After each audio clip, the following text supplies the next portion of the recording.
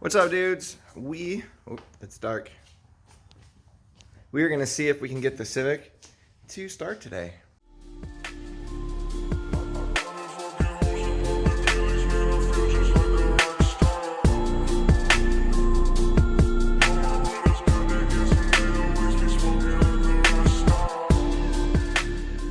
So the issue is we don't have any spark, which is probably because of this ghetto wiring stuff that I did with this distributor.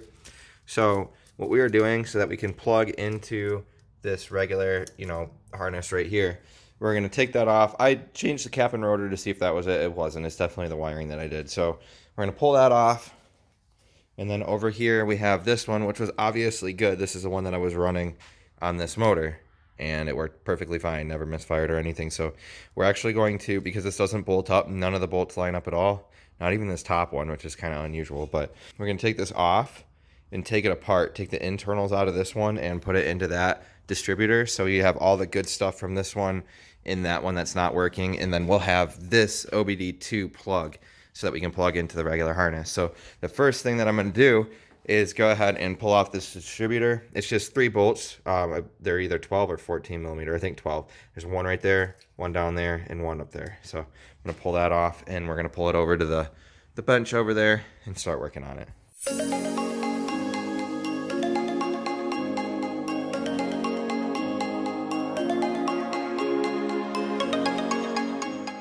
Now it's been a minute since I've done this, but if I remember correctly, pretty much all you need to take one of these apart is a Phillips screwdriver. So I'm gonna go ahead and take off the distributor cap first. There's just 3 screws right there.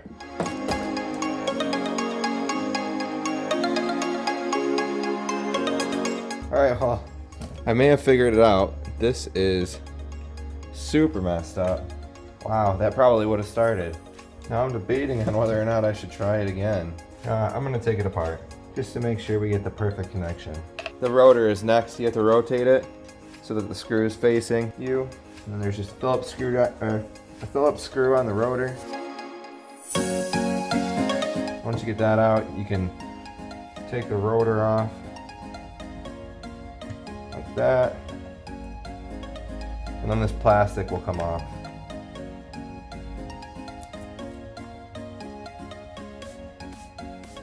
Now we can take this off right here to free the wires.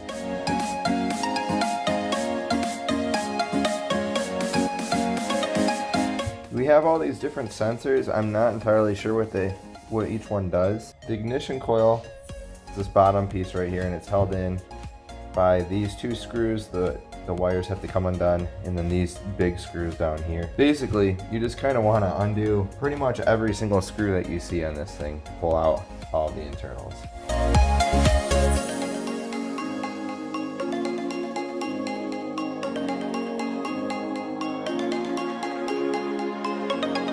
So after you get the ignition coil out here, there is these 3 screws that I'm taking out right now that hold in the main plate. And that is because there's a piece of metal right here keeping you from pulling the wires out. You got to take this main plate off. I guess the plate isn't keeping the wires in. There is one thing that's disconnected underneath this plate though, which is the reason that you got to take it out.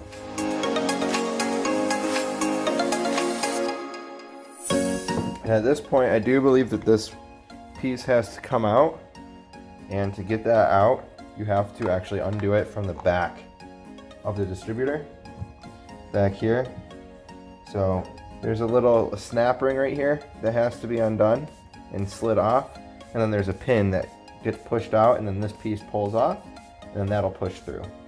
I think this thing can go on either way too, so I'm going to dry this off and mark a line this way, or just on the one side, so I know which way this orients when I put it back on.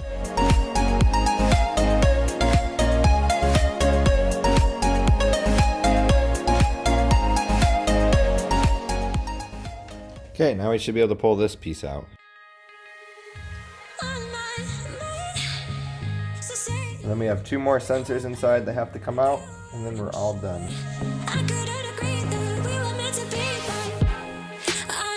And there you have it. There is the internals of your distributor. all taken out. So now we have this shell, which can bolt onto that motor, and we can put the internals from the other distributor into this shell. All right, now we just got to take this distributor off. Do the same thing.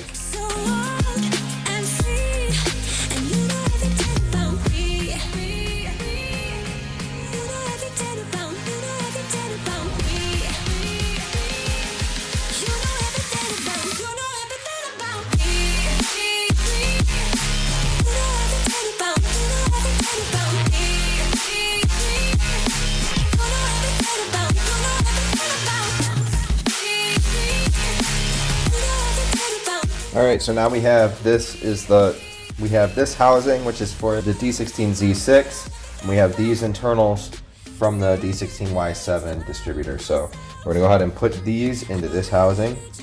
So we're gonna start first. It's pretty obvious how everything goes in. It only really goes in one way. So you got your 3 sensors here. I don't know which is which, but they only go in one way. So you'll know by like the length of the wiring which one goes where.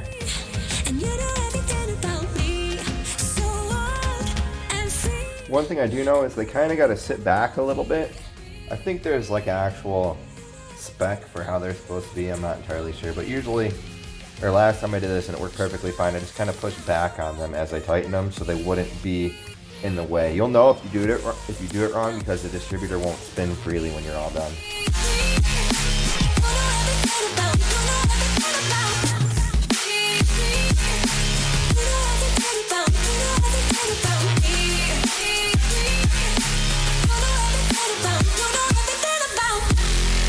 All right, and now we are all done. We're gonna go ahead and slap this in the car and see if it starts up.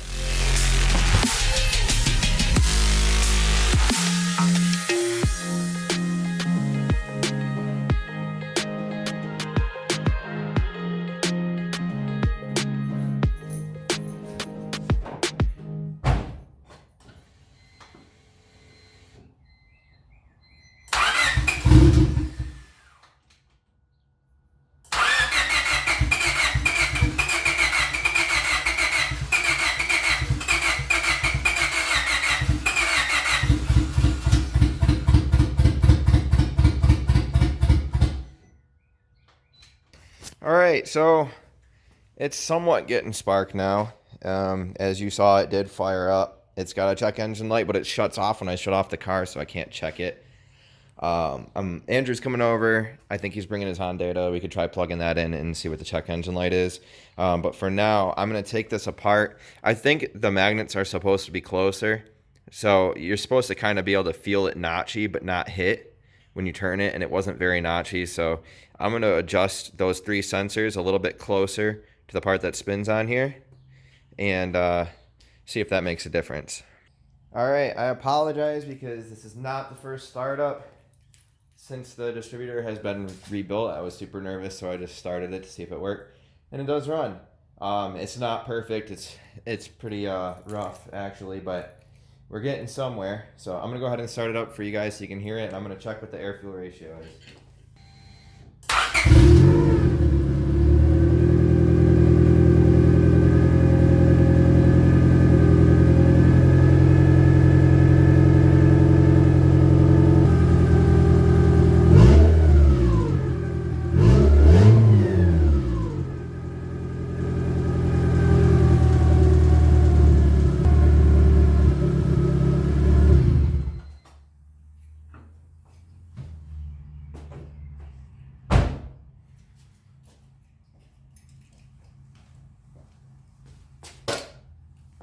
It works!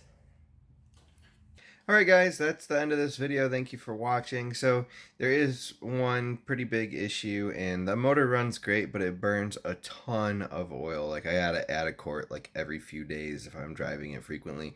And it's embarrassing because it smokes a whole bunch. So I really want to get the other motor built, but let me know if you think I should throw new rings in this motor. I've been kind of going back and forth on it. Like I could probably pull the pistons out quickly and put new rings on it, or put new rings on them. Well, I don't know. I might just build the other motor. I'm not sure. Anyway, let me know what you think in the comments. Thanks for watching. Peace out.